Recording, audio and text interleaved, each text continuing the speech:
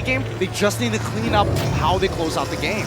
We're going into the draft, and I'm really looking at the jungle matchup because I saw Carl T's face, and he's also at a point where he's like, guys, during the draft, I'm not going to talk much. I'm saving every bit of energy that I have inside the game. We're going into the final game of the day. Burnex Flash is first pick, Echo second, and now the Joy has been banned, the DK banned, 1-1 banned, Franco banned. Basically for Burnex Flash, it's all in terms of we don't want your comfort heroes. This is very similar to how Blacklist International drafts when it comes down to their bans. They always love to take away Kaja, take away the Franco right off the bat, and sometimes even push in a 1-1. In fact, most of the time, push in a 1-1. I would love to honestly see Burnex Flash actually pull off an Ube against an Echo. That's how they solidify their win, and you know, kind of like send Echo back to square one, where Echo won the Ube, they broke the Ube, and now they're broken again by the Ube. Can I argue a point for that? I understand that that's how the results kind of panned out, but honestly, it felt like because Echo weren't playing to the strengths of their draft. In that game, they drafted for more pick, but for some reason, they kept going for the engage onto the team fights, fighting 5v5, just forcing something that they weren't built to win. Okay, right now, I kind of feel like Echo has a very good start, very strong start. They got a Glue, they got a Fredrin. Yep. Fredrin so far, throughout MSC, has been an amazing hero in terms of controlling the game, controlling the jungle.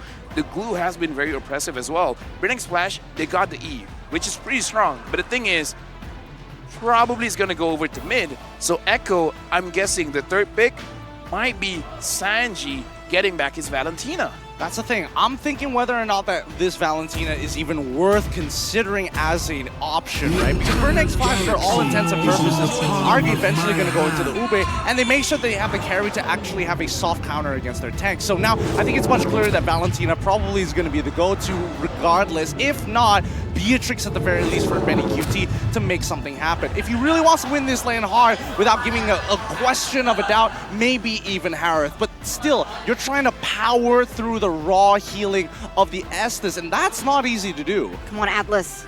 I do like the fact that, yes, it's an Estes, yes, it's an Ube, but right now, Burnex Flash needs that tough front line. So far, the top front line has always been Fredrin. Sometimes you throw in a Barat every now and then. So I think the Echo would have a very good idea of banning these tough nuts. Huh, Do you want to say that again? Farsa? No? You know, all right. Hard ones, you know. Farsa getting picked up. And here's the thing. So far, everyone that has used the Farsa, Sanji, they've been doing very, very well in terms of dealing that very, very big burst damage. But one of the things about the Estes is you kind of don't care about that burst damage, especially if Burnex Flash, they really respect what Echo can bring. Just build an Athena shield. We'll see how that goes. I personally don't believe that Athena Shield is going to save everybody because not everybody wants to consider going defensive. And in this particular case, even if you are going to be the carry, you're probably going to have to just wait out the Feathered Airstrike at the end of the day. I like where Echo's mindset is at. They're banning out the Arlet, making sure they also get rid of the Uranus just to make sure that they can walk away from the real-world manipulation. But on the side of Burnex Flash, right, they get rid of the Claw, safe laners. If they want to get rid of one more safe laner, they can also get rid of the Beatrix, which would either force Benny QT on both either the Harith or even going along the lines of Brody. But even then, right, even then, I hope to see that maybe we see an adjustment, right? A quick adjustment for the side of maybe, I want to say Echo, but I think it's for Burnex Flash to kind of set the question after that last pick.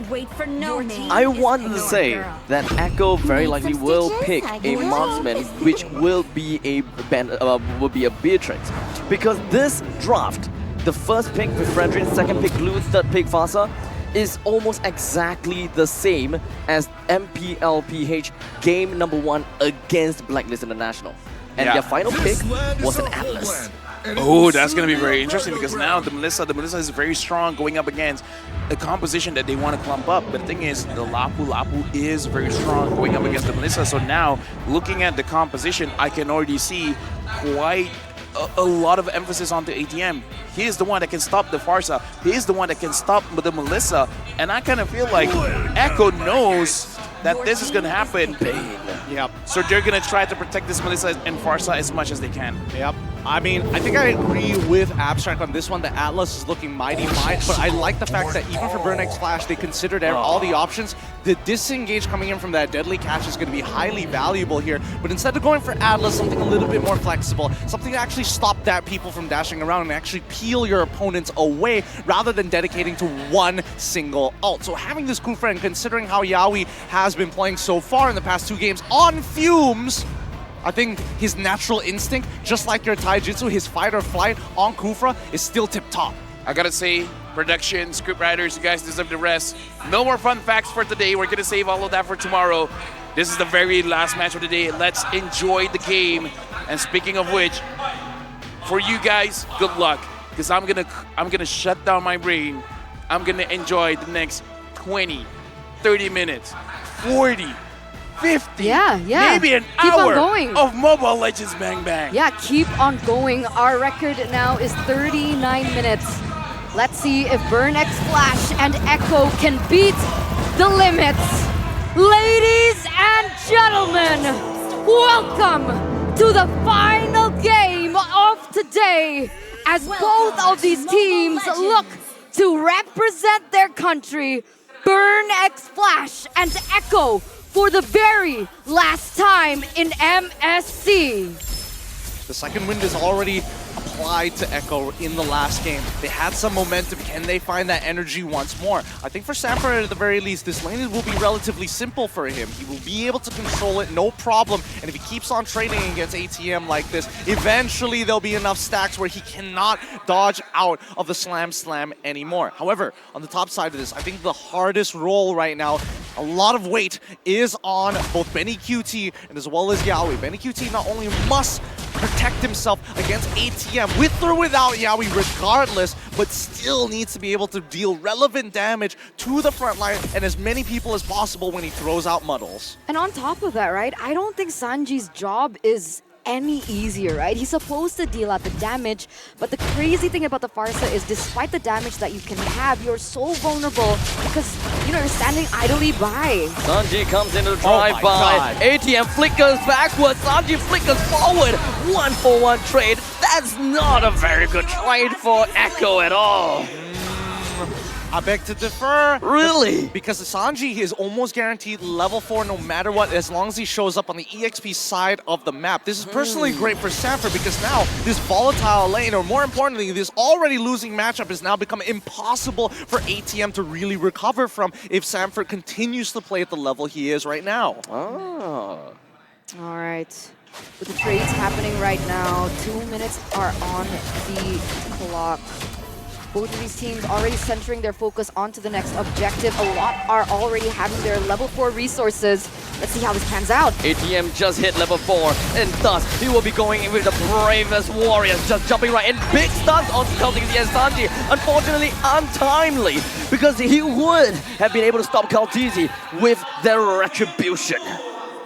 What did I say? Sanji still hits level 4, gets away with a kill, and is still totally fine here. Well, That's sorry, nice. not necessarily a kill, but at the very least, you know what I'm talking about, right? He hasn't really lost too much, and arguably, I would say that he has an EXP lead over his opponent onto CCAT. But even if Sanji is going to be able to get those levels, to get that farm, later on, I feel like it's going to be a little bit more difficult to have an impact in those team fights. I'm going to continue later. Sanji is back down to the bottom lane, slams, and everything just gonna be thrown right at ATM. And of course, the split attaches himself onto the ATM. Sanji and Sanford back as a dynamic duo. Yeah, ATM's not having the bestest of times. 0-1 already here in the first 3 minutes. They are still trying to just uneven that lane matchup. But now CCAT. Well, at least there is an RWM to keep himself intact and root himself down onto the ground. Kaltizi, Sanji, and Sanford unfortunately missed that opportunity. Ooh, thank God Carl TZ didn't die there. He really needs to hit level 7 right now because Chima is able to power farm the rest of his remaining jungle camps if he decided to fall. And now Yaoi doesn't really quite have a lot of help to work with. Benicudi immediately dashes forward and the counter protection is going to be working out for him. Yaoi connects down. He doesn't have a lot of help to work with. But unfortunately, Sanji's Phantom aspect is a little bit too far. He wasn't able to quite connect. But it's going to be a 1-for-1 trade. Shamar is dead for an exchange for the Roma. Z-Cat all the way down in middle lane. Kaltizi, he doesn't have the retribution, but he still manages to get the kill down onto Z-Cat. I love this, right? Already the first few minutes of the game, you can see trades happening left and right, but so far, Echo is still leading in economy. And ATM completely cornered down. Sanford and Kaltini win. Even Sanji, they're all in here. A big start from ATM, almost doing something on the Kaltini. He's still alive. He wanted to get himself out so badly, but he wasn't able to. Beautifully done by Kaltizi. Now the hardest part is securing this next objective. Bethany strike slams down an artillery barrage. Allows Kaltizi to eventually get the turtle, and the rest of Echo backs themselves out of there. It's so insane, right? Because Burnex Flash were trying to put Echo in a really discomfort. And the fact that Kaltizi was so low, I thought that perhaps they couldn't contest it. But even despite being thrown everything in the arsenal of Burnex Flash, he was still able to secure that retribution. And that is the Kaltizi we know and love. Absolutely, right? This team, Echo, was known for having just a little bit of momentum and stretching a lead so far across the board that it felt impossible to come back from. And this is how Echo is going to be playing. They're on a comp that they're comfortable with, that they played hours and hours of scrims every single day to get to this level. Just raw instincts coming out of them. You can see how sharp they are. They smell that this is that last game, and if they finish this quick, they get to go home early. Right now, that lane matchup, right? Carry as well as a Benny QT, both of them are at the same level. Whereas, who's supposed to win in this early game? Well, I mean, Echo is supposed to win in this early game. Maybe not necessarily the mid lane, but at least for the side lanes, right? That's why you're seeing that BXF are making sure that they are utilizing both their jungle as well as their roam support to come up onto this top side to really affect the lane that matters. And in this case, it's going to be on Donut, right? He needs the gold. 3 versus 3, Sanji activates the artillery, pushes Shamar, D7, and Donut out of the way, while Benny Cutie just gonna be hammering down and chipping the turrets down. Literally, this 3 versus 3 fight was teetering on a breaking point. Yeah, even in the bottom lane, it feels like things are getting a little stale here for both of them. I thought that perhaps maybe because of the early kills coming onto ATM, it would make it a little bit more in direction for Sanford. But the fact that ATM with that level 4 power spike, now things are getting a little bit more equal. How is that going to fare for both of these teams when they... Whoa! Yeah, we connect down onto Shamar. They really want to buzz him down, but unfortunately, the blessing on the Moon God is just going to be connecting. Sanford is still right on top of Shamar, while ATM is all the way over to the back lines. It's Roma against 3. It's EXP laners against 3. But the thing is, Sanford might be able to get away, while ATM couldn't. That's the difference. Beautifully done. Beautifully done. Once again, we're seeing this is the lead, right? Even though ATM is like, yes, I'm trying to equalize. I should be more punished by Sanford. But the fact is that Sanford is walking away with 3 assists, not kills. And now Kaltizi is able to walk into enemy jungle territory. D7 barely manages to get away. That's rough. And this is what I was really concerned about coming into the drafts, right? We don't see the same amount of impact from D7 like we did before because of how Echo are so great at trying to split the map. But here we go, Yaoi! That's not good for ATM! It's gonna be taken down once again. The middle lane turret is just about a sliver of health. Echo takes this game by the force, and ATM died 5 times already. I mean, look at this. The momentum that's being built by both Sanji and as well as Sanford is now influencing the rest. Everybody else feels it, right? The momentum pushing them forward. A 4.2k. Echo starting to look back in form. And unfortunately for Burnex Flash, they're the ones looking a little sloppy now. They're the ones who have recognized that, oh man, this is how Echo felt in game 1 and in game 2. The curious thing is I was actually quite concerned with the Farsa pick. I didn't believe it. I wasn't convinced because of how much dive Burnix Flash has in their arsenal to cancel out. What? Yeah, we didn't connect with the Tyrant's Revenge, but at least that was a Tyrant's Rage, as well as the fact that airstrike that ultimately ends Jamal.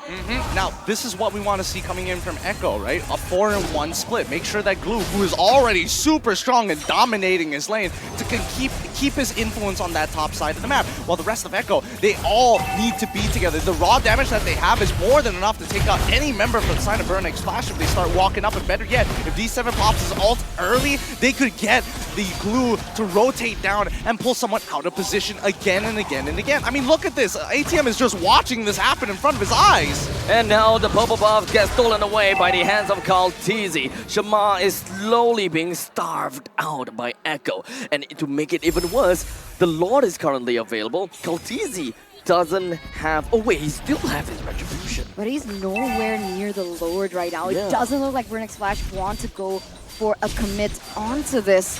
They're looking for something else there in the top side. Yeah, no contest whatsoever. Burnix Flash, they're letting it go to Echo. Let's not forget, same problem was last time. Their high ground defense coming off for Burnix Flash is very, very real. Even though ATM is 5-1-0, if he Bravest Fight is raging slashes an entire wave, he's most likely going to destroy that wave, assuming that he's already got his first item built, the Hunter's Strike in this particular case. Other than that, Echo, they need to start fishing for people, right?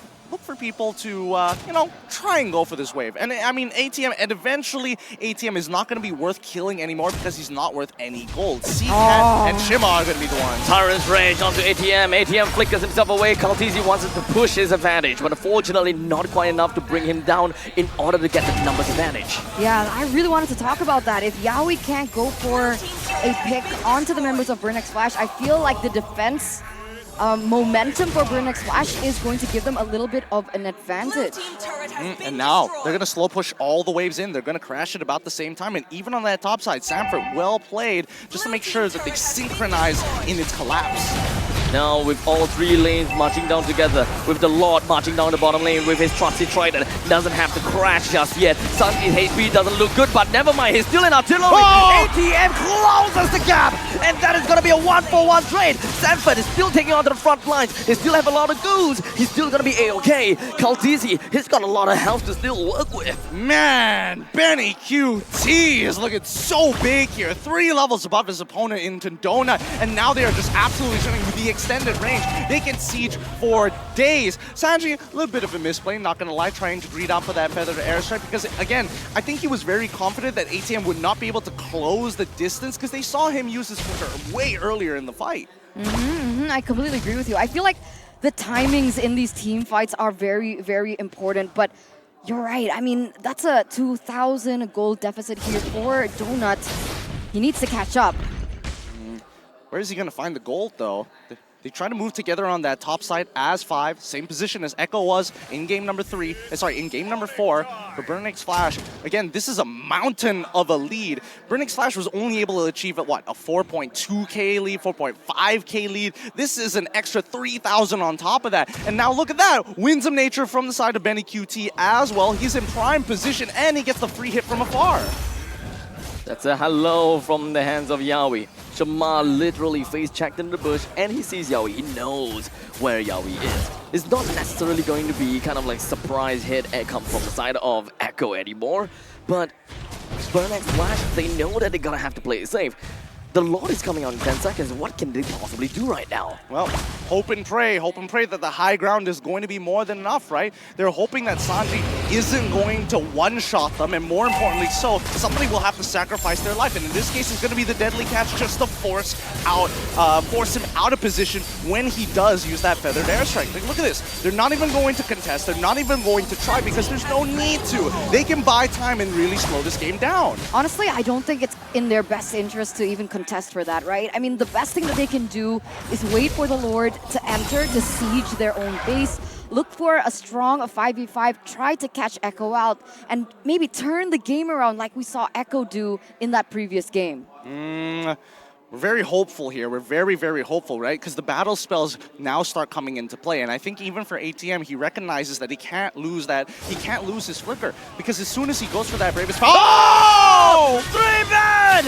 Yowie is the beast! In the meantime, all the way to the back lines, Sanji is gonna be A-okay despite the fact that ATM just dove right onto him. They've guaranteed an inhibitor turret. CCAT was their high ground defense. Donut all he can do is focus on that lore, but Chima can try his best, but Echo won't stop now. That was so close from the side of Yowie, but the main thing that they're going to be looking out for is going to be the middle lane inhibitor turret. The top lane is going to be go down, and now the Lord even crashes down to the bottom lane. Look at Chima is going to go straight down. The rest of Echo moving right in, pushing the inside, pushing Donut, but how about the core? Echo! They end the game with a bang! And that is how we get our third place. Man, Flames extinguished by the force of the Orcas. Once again proving that they are the apex predators. That's my GOAT. That's my GOAT. I still hold strong to it. Echo, they still got it in them, even when they got nothing left, even when they are pushed to the brink of failure. Muscle, whether it be to the heart of being broken or their spirits, they still push on. Truly warriors and competitors. But GGWP to the Cambodian representatives, Burn X Flash, putting their mark on the map, showing to the MLBB community that they are a force to be reckoned with. We are so excited to see what performance that they can bring in the next international stage. This is a big win. Echo really required that reset. That one game win ultimately resetted the entire game and the tempo. Congratulations to Echo! As we take to the host, Mara, take it away. How are you guys feeling today that you finished third place? Masaya pa rin. Ay, hello. Masaya pa rin naman po kasi syempre achievement pa rin po na third place kami sa MSC. And thank you pa rin sa lahat ng sumuporta dyan. Babalik kaming malakas. Yan po. Thank you so much. Love you all, guys. អូខេគាត់ពិតជាសប្បាយចិត្តមែនតើគាត់អាចទទួលបាននៅជ័យជំនះនៅក្នុងការប្រកួតមួយនេះមិនដឹងថាជាយ៉ាងណាទេមុនដឹងប៉ុន្តែឥឡូវទទួលបាននៅ third place គឺលំដាប់ថ្នាក់លេខ3តែម្ដងនៅក្នុងការប្រកួតមួយនេះផងដែរគាត់សប្បាយចិត្តមែនតើបាទ Now, how difficult was this series for you, seeing as it reached all the way to Game 5? Ano po, sobrang nakakapagod po tsaka nakaka-drain kasi galing kami talo eh.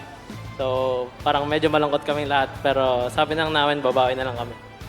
So it's been very difficult and it's been very draining because they just came from a loss, but they told each other that they're gonna make it up and they're gonna come back strong. អូខេវាពិតជាពិបាកមែនទែនសម្រាប់ពួកគាត់ដោយសារតែគាត់ទៅតែប្រកួតជាមួយនឹងខាង team ONIC ហើយឥឡូវនេះគាត់ត្រឡប់មកវិញអញ្ចឹងគាត់ប្រើ energy ច្រើនមែនទែនប៉ុន្តែនៅតែទទួលបាននៅជ័យជំនះនៅក្នុងការប្រកួតមួយនេះផងដែរបាទ How did you power through today?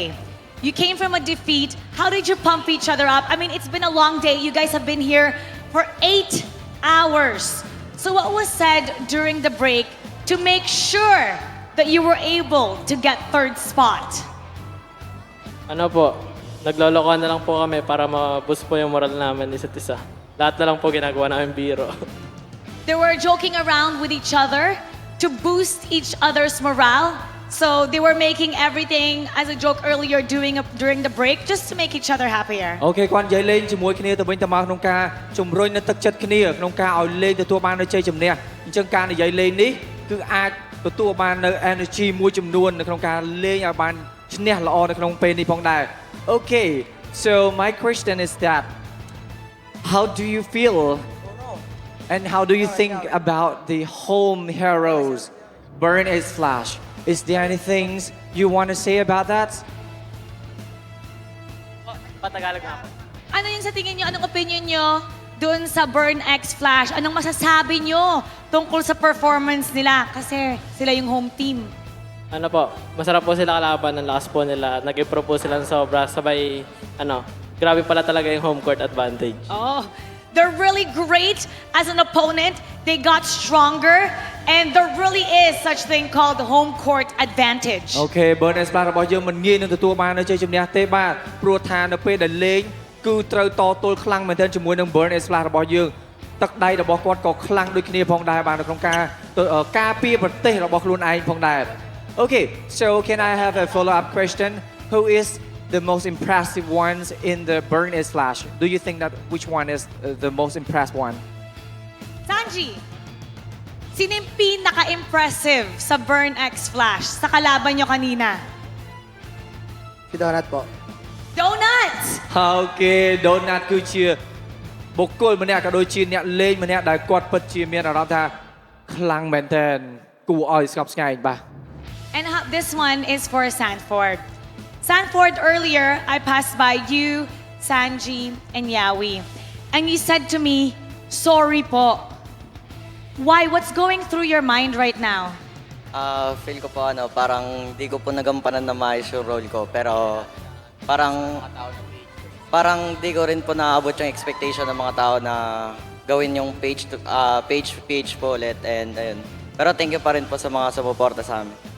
He was saying sorry because he feels that he wasn't able to fulfill his role and meet the expectations of the grand finals being Philippines versus Philippines. But you know what? Third place, even though you guys are third place, you guys did well. A lot of people are rooting for you.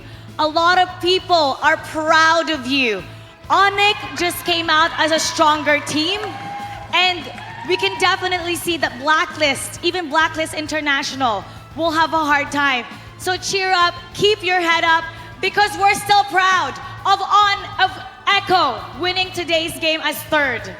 អូខេគាត់ពិតជាសោកស្ដាយមែនទែនដែលគាត់អាចទទួលបានជ័យជំនះនៅក្នុងការប្រកួតយកទៅ Grand Final ដែលនឹងជួបជាមួយនឹងប្រទេសហ្វីលីពីនរបស់ខ្លួនឯងផងដែរប៉ុន្តែនៅក្នុងចំណាត់ថ្នាក់លេខ3នេះក៏មិនអន់ដែរដែល Echo ទទួលបាននៅជ័យជំនះហើយនៅតែរក្សាទឹកដៃរបស់គាត់បាទទោះបីជាមិនបានដល់វគ្គចុងក្រោយក៏ដោយ Now, so tomorrow it'll be ONIC versus Blacklist International.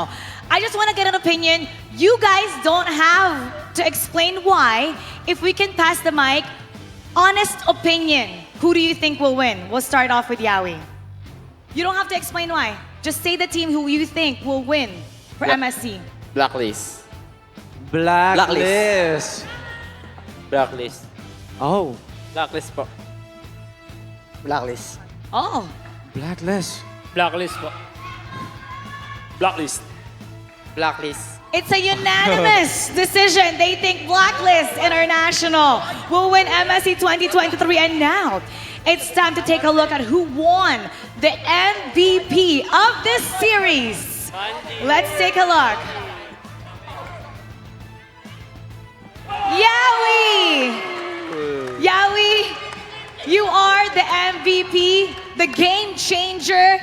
You're still proving that you are the most valuable player. Earlier, you were just saying, what's happening? Like, your eyes are really tired right now? Yun po, sobrang nakakapagod po. Pagod na po talaga kami ngayong araw eh. Pero yun, kudos pa rin po sa team dahil na sa mga kampi ko na nandiyan po, naglaro pa rin po kami and masaya po lahat kahit talo po kami kanina sa ONIC.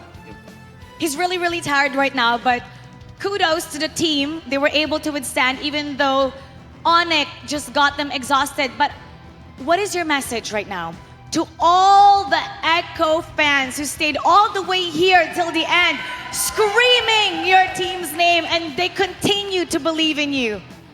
Sa lahat ng natira na Echo fans dito and sa mga sumusuporta sa Pilipinas, thank you so much guys. Babawi kami sa MPLS 12 lalo na may M5 din. Yun po. To all the Echo fans who are left in here, he's thanking everybody, and they're gonna make it up for M5. But you know, you started, as they said, with 5 Echo fans in the international stage. And look how much you've grown. You have a whole group, a whole community still yelling out your name. អូខេដោយសារតែមុនហ្នឹងគឺគាត់បានធ្វើការលេង ច្រើនហើយអញ្ចឹងគាត់ពិតជាអស់កម្លាំងមែនទែននៅក្នុងការដែលគាត់លេងបន្តជាមួយនឹង Burn Exploit ដែលជាម្ចាស់ផ្ទះរបស់ពួកយើងផងដែរប៉ុន្តែគាត់ក៏អរគុណទៅដល់អ្នកទាំងអស់គ្នានៅក្នុងការជួយគ្រប់គ្រងជាពិសេសគឺ fan របស់គាត់មកពីខាងហ្វីលីពីននេះតែម្ដងក៏ដូចជាកម្ពុជាដែលបានធ្វើការគ្រប់គ្រងគាត់យ៉ាងកក់ក្ដៅដែលឲ្យគាត់ធ្វើការប្រយុទ្ធជាមួយនឹងធីមរបស់យើងទទួលបានជ័យជំនះបាទ Everybody once again, give it up for Echo! Echo Echo finishes third, and we're gonna break that down for you with our casters. Take us to see the world. Thank you very much, Mara, as well as Robbie. And I kind of feel like before we even talk about anything, a round of applause for the entire series. Burn X Flash, Echo, that was an amazing best of 5. MVP again, Yowie. And again, this is not a game MVP, it's the entire series, nay, the entire day. He's been making play after play. He is an absolute warrior here, finding these angles every single time. He's not going to be able to hit every single one of them, but when it does, the impact is immeasurable. From 0 to the 5th minute of the game, you can see that he's going for the traditional pathway until he realizes, wait, we got a lead down by the EXP side. All I need to do is to kind of stop any kind of attacks or cuts hitting my gold lane, and we've got this in the bag. Here's the thing, his name changes depending where he's on the map. If he's on your own team, Wowie. When he hits your opponents say, Owie. That's so bad. I'm trying not to give this to him. We're trying not to give this to him, it turned out. I'm sorry, it's so bad I had to laugh. But what wasn't bad was Yowie's performance, right? And I think I've made this very clear, no bias, no cap. If Yowie is given a comfortable hero that he can make plays with, if the coach is able to facilitate that killer instinct that he has, you see the impact he has on the game as well. The game really ended like a bag.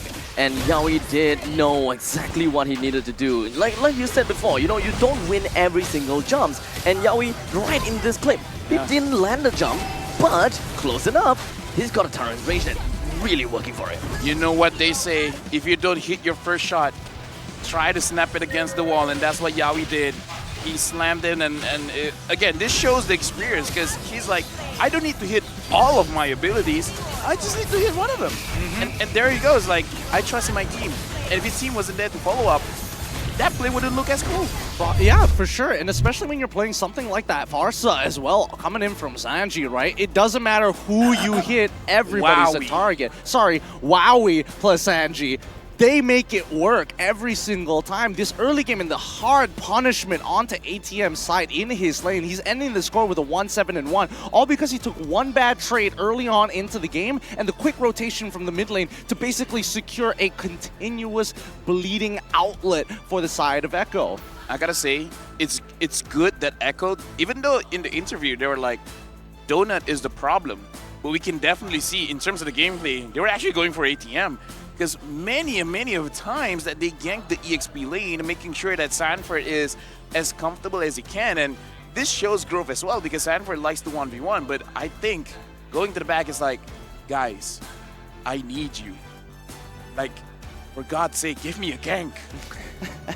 And they gave him all the ganks. They gave him all the ganks, but gave him none of the kills. So there is a little bit of give and take here. Yep. So at least they, you know, can help him to open things up a little bit. I mean, probably from the previous few games, they identified that, you know what, Sanford needs to win the lane. Sanford needs to have that opportunity to open things up. And this is the game where they actually made it happen. Now we're gonna look, Rich Guy, Ace, Benicuti is doing quite a lot in this game. A wingman, Wowie, 6 total assists. Chama, Donut, ATM, CCAT, and D7, they tried their very best, but Echo just pick up a tempo, minute number 1. Yeah, I mean, we can see the conversion rate from the Monster Gold stolen already. 2,441, which is a total of like, what, 12 camps at that point of time? It's just insane how quickly that they converted